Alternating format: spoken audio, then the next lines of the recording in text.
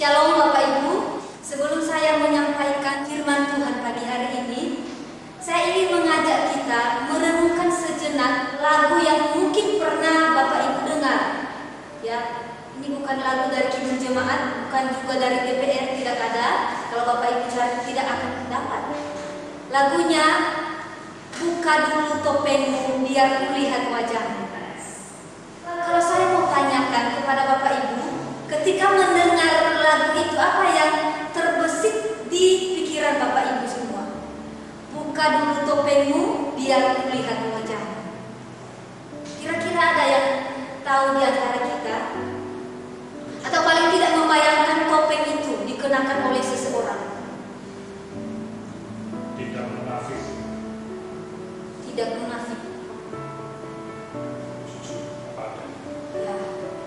Kalau orang sedang mengenakan topeng, berarti orang tersebut sedang menyembunyikan sesuatu. Ya, kita tidak tahu seperti apa mukanya, ada jerawat atau ada tai lalat.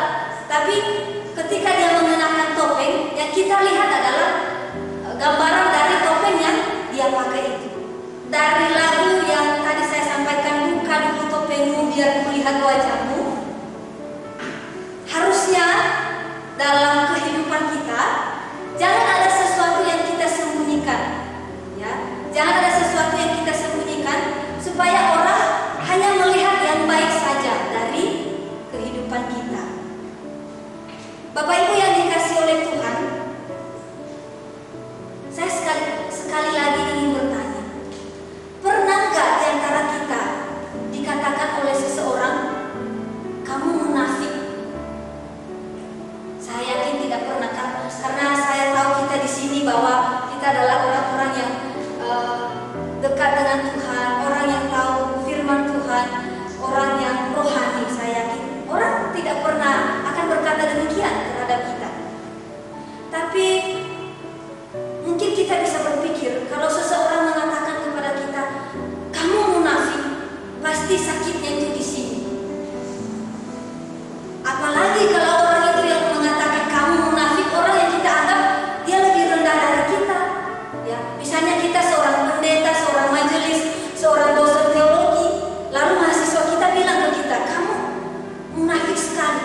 Aduh, pasti kita akan sangat marah. Ya, pasti sangat marah, kita sangat kecewa. Emang kamu tahu apa?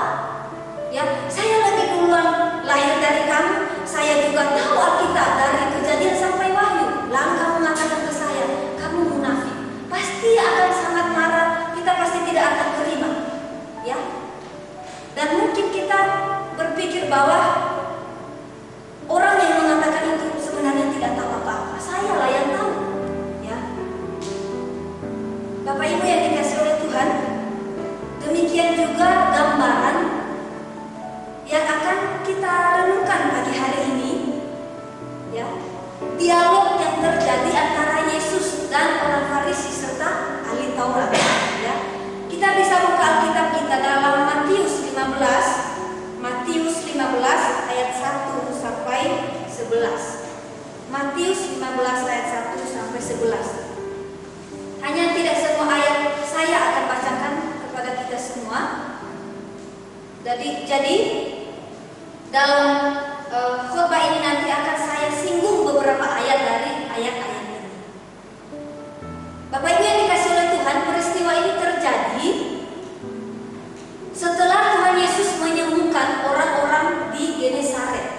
Ya, kita pasti tahu cerita itu. Setelah dia menyembuhkan orang-orang di sana, lalu orang Farisi dan ahli Taurat datang dari Yerusalem bertanya kepada Yesus tentang apa yang pernah dilakukan oleh murid-muridnya. Orang Farisi dan ahli Taurat itu datang kepada Yesus. Yesus, kami melihat murid-muridmu itu ya, semakin hari semakin menjadi orang yang suka menentang adat istiadat kita. Kami curiga, sejak mereka menjadi pengikut Engkau, mereka menjadi orang yang suka melanggar.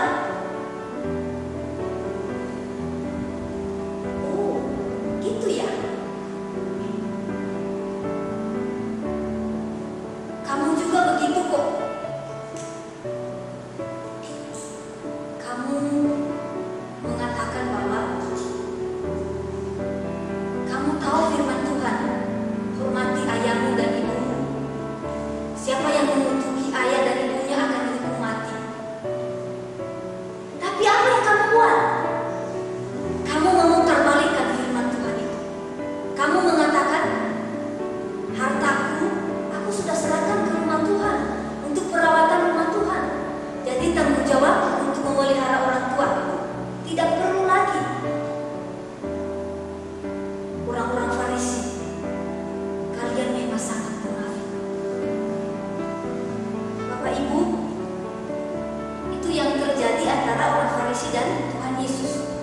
Coba kita bayangkan orang yang kita tahu alim, rohani, suci, setiap hari meneliti kitab Taurat, tahu firman Tuhan, tapi mereka mendapat satu kecaman dari orang yang mungkin lebih muda dari mereka, ya, lebih muda dari mereka. Kita coba bayangkan bahwa jika hal itu terjadi dalam kehidupan kita, ya, misalnya kita pendeta atau majelis mengatakan, aduh, kamu ini hanya tahu khotbah saja, ya. Kamu pandai berteori tapi prakteknya nihil. Kita pasti akan sangat marah. Masa iya? Saya ini sudah dididik bertahun-tahun. Saya sudah sekolah teologi, saya sudah dapat gelar STH, MTH, sampai S kemudian. Tapi kita melihat bagaimana Tuhan Yesus dengan terang-terangan mengatakan kepada mereka bahwa ajaranmu itu ajaran manusia. Ya, kamu tahu firman Allah tapi kamu tidak mempraktekannya. Kamu hanya bisa mengkritik orang. Kamu hanya bisa tahu kekurangan orang. Itu yang kita lihat dari percakapan mereka. Bapak Ibu yang dikasihi oleh Tuhan,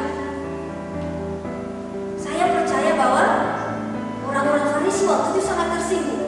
Nanti kalau kita baca ayat-ayat seterusnya, murid-murid Yesus bilang, Tuhan Yesus tahu bahwa perkataan itu menjadi batu sandungan bagi mereka. Ya, pasti tidak enak hati lah kalau dikatakan seperti itu.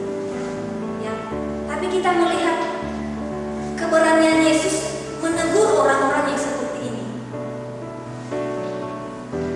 Di ayatnya yang ke-7 sampai ayatnya yang ke-9 saya ingin bacakan kepada kita. Hai orang-orang munafik, benarlah nubuat Yesaya tentang kamu. Bangsa ini memuliakan aku dengan bibirnya, padahal hatinya jauh daripadaku. Percuma mereka beribadah kepadaku, sedangkan ajaran yang mereka ajarkan ialah perintah manusia. Ya. Tuhan Yesus terus mengecam mereka, ya, dengan mengatakan bahwa mereka adalah orang-orang munafik, ya.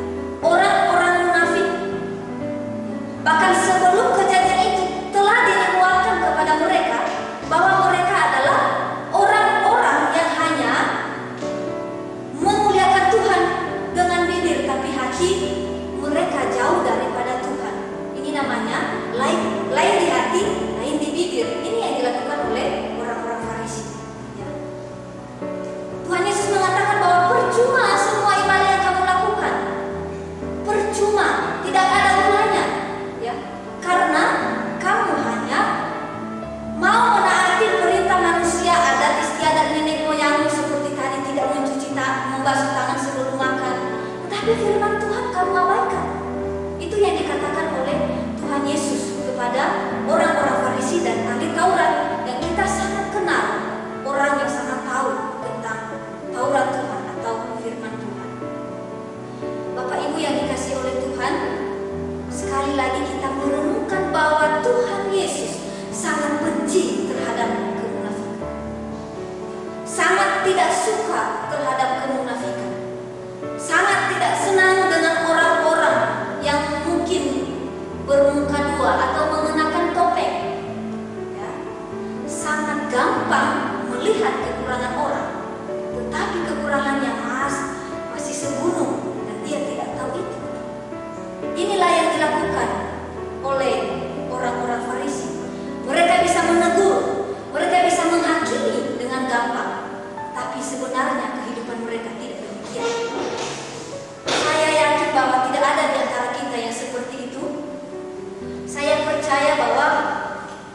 kita berjalan sesuai dengan apa yang difirmankan oleh Tuhan. Yesus tidak berhenti sampai di situ. Tuhan Yesus terus memberikan sesuatu pelajaran bagi orang Farisi, mungkin orang-orang banyak waktu itu juga yang mendengar dia. Di ayatnya yang ke-10 dan 11, Tuhan Yesus memanggil orang banyak. Dia memanggil orang banyak. Dia mengatakan, dengarlah dan camkanlah, bukan yang masuk ke dalam mulut yang menajiskan orang, melainkan yang keluar dari mulut, itulah yang menajiskan orang.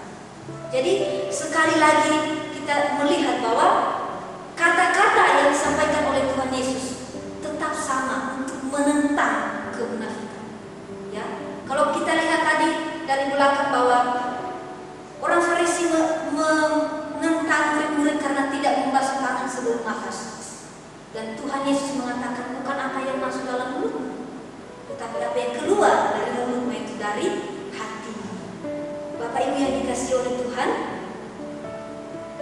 motivasi hati saya, motivasi hati Bapak Ibu semua, itu yang Tuhan lihat. Bukan hanya sekedar tindakan yang kita lakukan, bukan hanya sekedar kata-kata yang kita ungkapkan, tapi motivasi hati kita itu yang dilihat Tuhan. Jadi kalau saya simpulkan, apa yang Tuhan lihat adalah integritas dari hidup kita. Oleh karena itu, Bapak, Ibu, dan Saudara, juga saya, tanamkan dalam hati kita bahwa Tuhan Yesus, Tuhan yang kita kenal sebagai Allah dan Juru Selamat kita, sangat benci dan tidak suka terhadap kemunafikan. Oleh sebab itu, jangan munafik. Di akhir khotbah saya ingin membawa kita merenungkan kembali hidup kita, perjalanan iman kita bersama dengan Tuhan, bahkan perjalanan panggilan kita yang kita sudah klaim diri kita bahwa saya ini hamba Tuhan, ya, orang percaya, orang yang sudah hidup dalam Tuhan. Bagaimana hidup kita bersama dengan Tuhan? Apakah selama ini kita pernah seperti orang Farisi yang hanya gampang melihat kesalahan orang lain, tetapi sebenarnya ada sesuatu yang kita tutupi dalam diri kita? Atau kita mengklaim diri kita, saya tahu firman Tuhan, ya, saya mengenal, saya mengetahui bahkan semuanya, tapi kita tidak melakukannya.